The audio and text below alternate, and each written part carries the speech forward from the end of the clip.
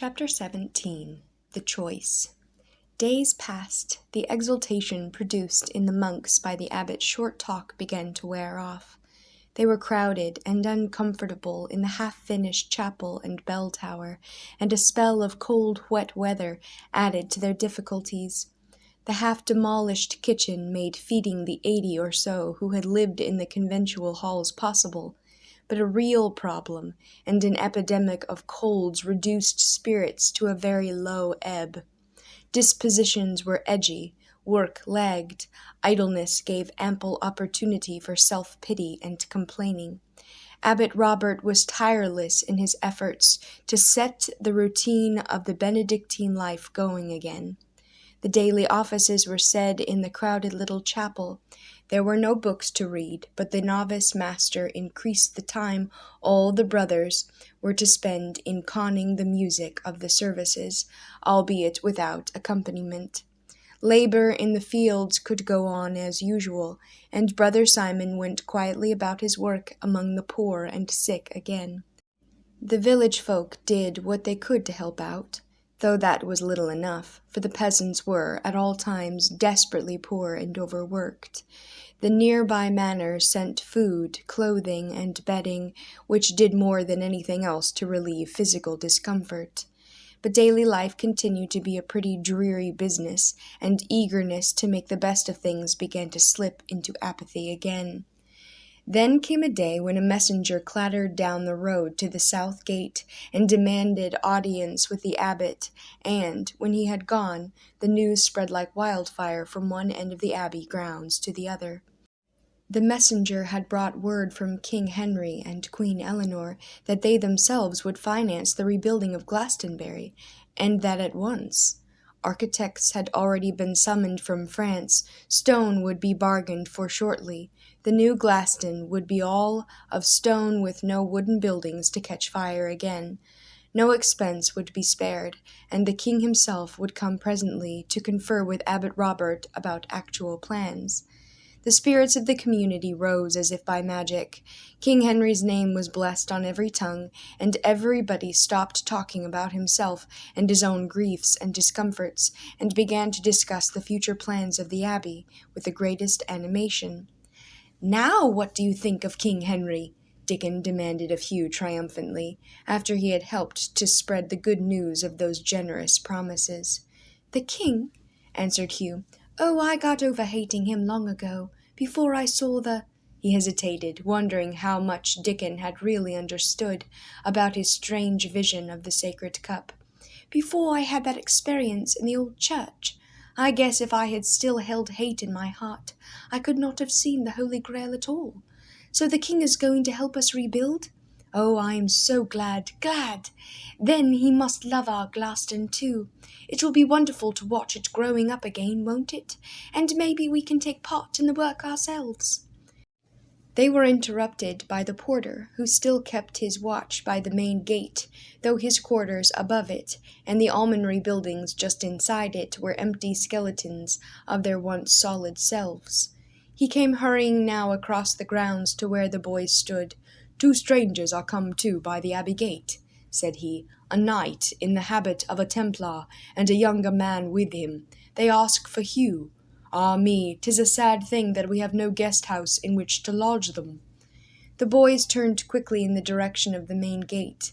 While they were yet some distance off, they spied the strangers, still mounted on their horses, just inside it.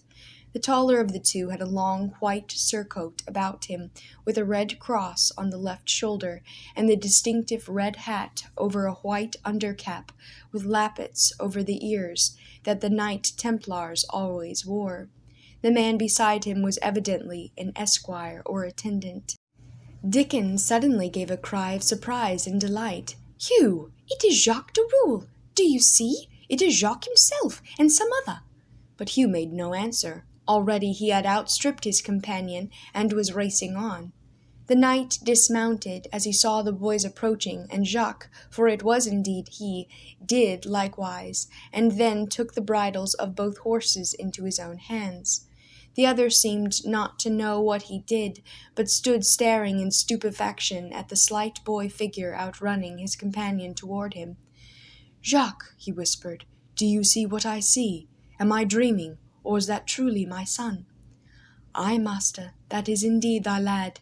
The man's voice was husky with emotion, and he paused a moment. "'Tis thine own Hugh, no longer a cripple, but sturdy and whole and free." By this time the boys were upon them. If he had stopped to think, if he had been his old shy, self-conscious, unhappy self, Hugh would have held back, repressed his joy and eagerness, and waited for his father to call him. But he thought of nothing at all, nothing in the world, save that his father was here. "Father!" he cried, "Father!" and rushed into the knight's arms. Jacques turned away with a lump in his throat. It was not fitting that he should look upon his master, warrior, and man of iron that he was, with tears coursing down his sun-blackened cheeks. Dickon had turned away too, his face working with an odd mixture of a grinning welcome and emotion. "Well, young Dickon," said Jacques heartily, "so we meet again. The world is not so large nor time so immeasurable after all. I had thought our parting was a matter of eternity, that day you accompanied me upon the road to port and exile, that I would never know peace and security again, nor a durable roof over my head, and that you would never know aught else.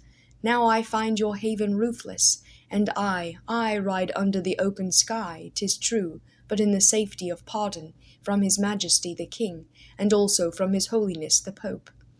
"So that is it?" Dickon looked at him wonderingly, then glanced at the knight and Hugh, who were talking in low tones, their arms still about each other. "And he, Sir Hugh de Morville, is he pardoned too?"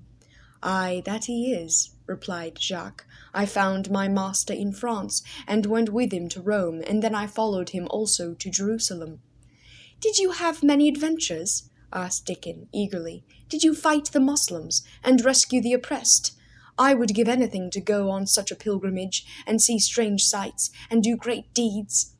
"Lad, you forget. This pilgrimage was in the nature of a penance, and it was no light-hearted nor easy adventure." "But anyway, it must have been wonderful fun." They were interrupted by Hugh's calling for Dickon.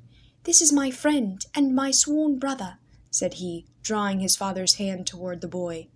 Dickon bowed awkwardly and fidgeted with the round cap which he was holding. Sir Hugh put his hand on the lad's shoulder.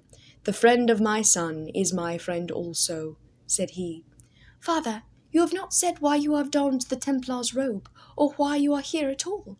I was so full of gladness to see you that I thought of naught else, save that it was indeed you yourself standing inside the gate." "I have indeed taken the vows as well as the garments of the poor fellow soldiers of Jesus Christ," said Sir Hugh, turning again to his son.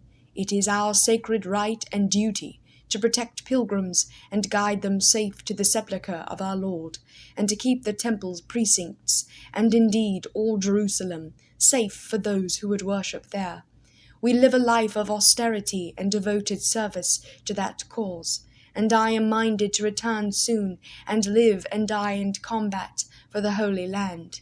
But Hugh, lad, I could not stay there without seeing thee once again. I thought I had put thee from me completely, with all my old life, my home in England, my service to court and king. But I could not, boy. I have longed for thy face as a man thirsteth in the desert for springs of water. I would see thee once again, I told myself, just the once, and then leave with thee, with the good monks, knowing as I doubt me thou didst not know before, that thy father loved thee."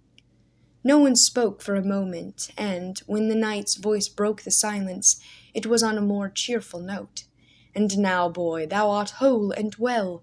Thou hast not told me yet, but thou shalt how the healing came upon thee. No matter now. Thou art no longer a weakling, but hale and strong, and nigh 14 years of age, if I mistake not. High time to be a squire, and anon a knight, spurred and accoladed. Hugh, thou shalt ride with me on the morrow, as my squire at arms.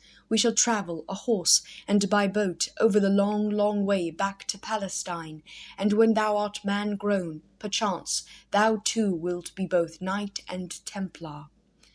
A little ghost of a sigh drew Hugh's attention from his father's face to Dickon's.